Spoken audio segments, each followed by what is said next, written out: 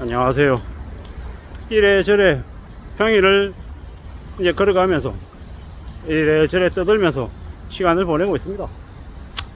뭐 우리가 살아가는 삶이, 저의 삶이 공감을 받는지, 얘기가 뭐 쓸데없는 얘기인지 뭐 모르겠습니다만은, 뭐 여러 차례 말씀드렸지만 제가 제일 한심하고 제가 제일 어리석고 제가 제일 멍청하기 때문에 제 자신에게 하는 잔소리다라고 생각하면 좋겠습니다.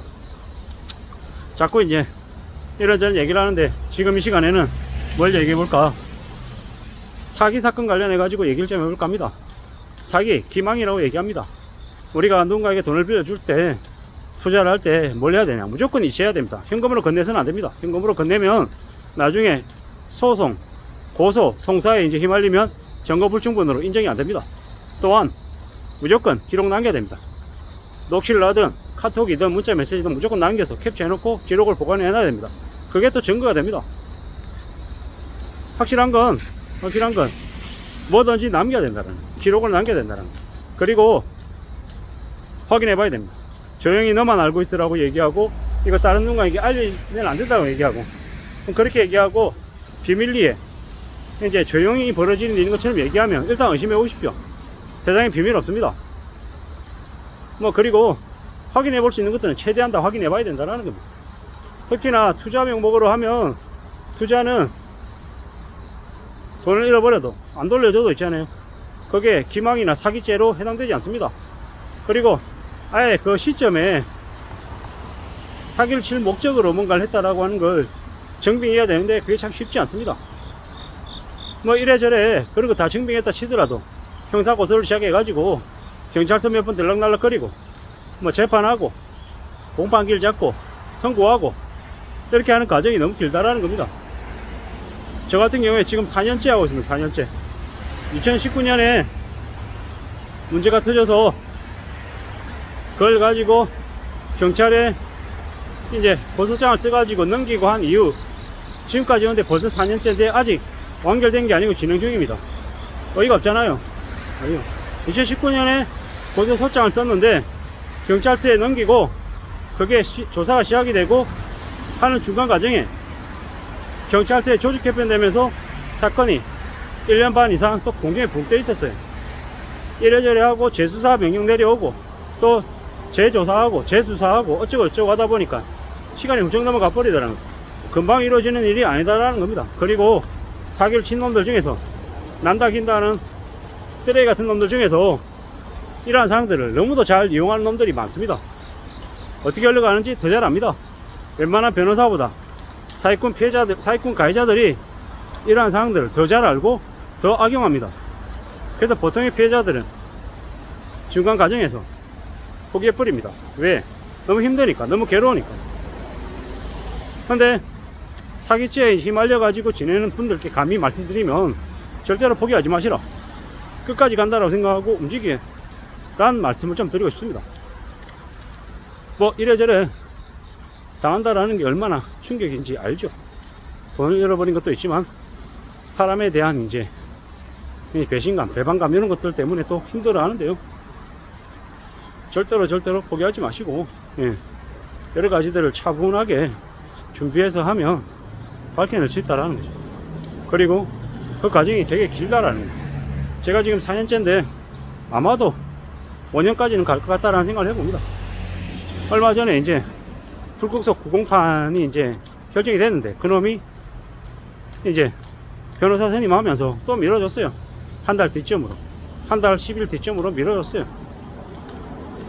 그 이제 10월 초인데 10월 초에 또 이제 마무리가 될지 아니면 또 계속 이어질지 봐야 됩니다. 그리고 그 이후에 선고기일 전에 뭐 합의가 들어올지 어떨지 잘 모르겠습니다.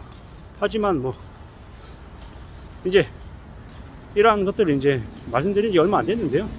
이 내용에 대해서도 나중에 어느 시간이 지나면 뭐 정리해 가지고 말씀드릴 기회가 있으면 좀 말씀 좀 드려볼게요. 뭐 이래저래 기망의 요건에 대해서 이제 잘 밝혀내야 되죠. 잘 밝혀내려고 그러면 어떻게 해야 되냐, 뭔가 투자를 한다, 뭔가 얘기를 한다고 하면 뭐 요새 핸드폰 기능이 되게 잘 돼 있어요. 웬만하면 녹취하시고요, 뭐 문자 메시지나 카톡으로 뭐 내용 관련해 가지고 반문해 가지고 계속 받으시고, 뭐 투자한다라고 하면은 뭐 투자 관련한 내용들도 뭐 메일로도 좀 받으시고, 이런 저는 여러 가지들을 계속 좀 확보를 해놓으세요. 그게 필요하고, 증거 수집이 필요하고요. 예.